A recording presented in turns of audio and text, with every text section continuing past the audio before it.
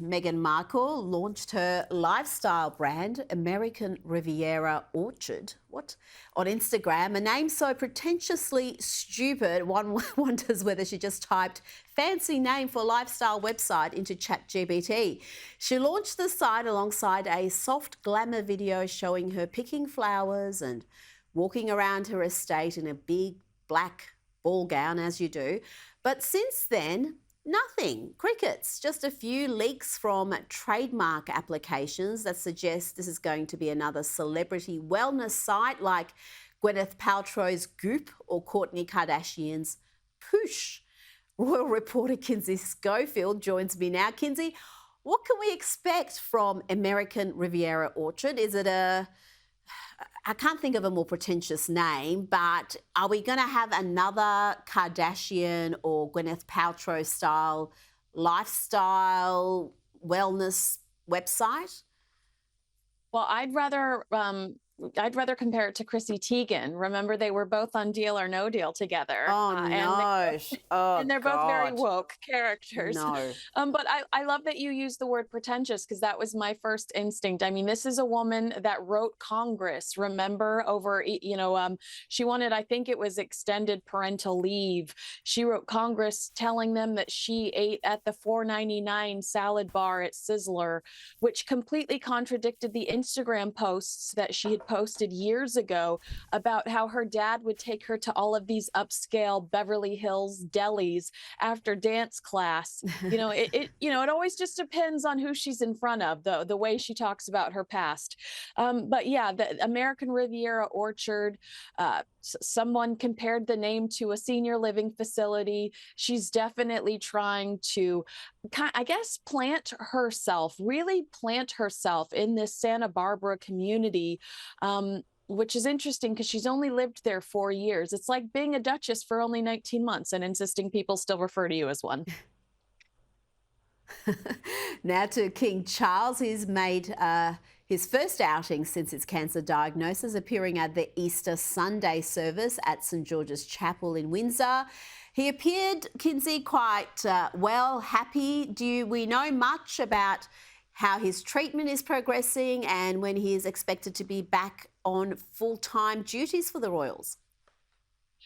He was shaking hands with people at this Easter event, which did surprise me because that was one of the things early on when we found out about his cancer that we knew would have to take a back seat, just because they wanted to continue to protect his health while his immune system might be jeopardized through some of these treatments.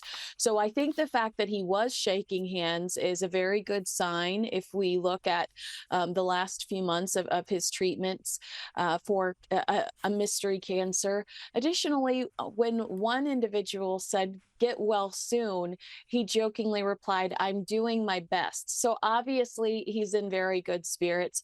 I do think we can expect to see him at Royal Ascot. I do believe, he's doing everything in his power to have a prominent, to have some sort of prominent role at trooping the color. So I think that it looks like he's on the up and up. But with everything going on with the Princess of Wales now, I know it was important to him to be out front and to show everyone things are going to be okay. Now, we have to talk about Sean Diddy Combs. He used to be called Puff Daddy. He's a rap mogul. He's not just an artist. He is hugely successful and he's been planning a comeback, but now he's planning his defence against allegations ranging from sexual assault and human trafficking to shooting cover-ups.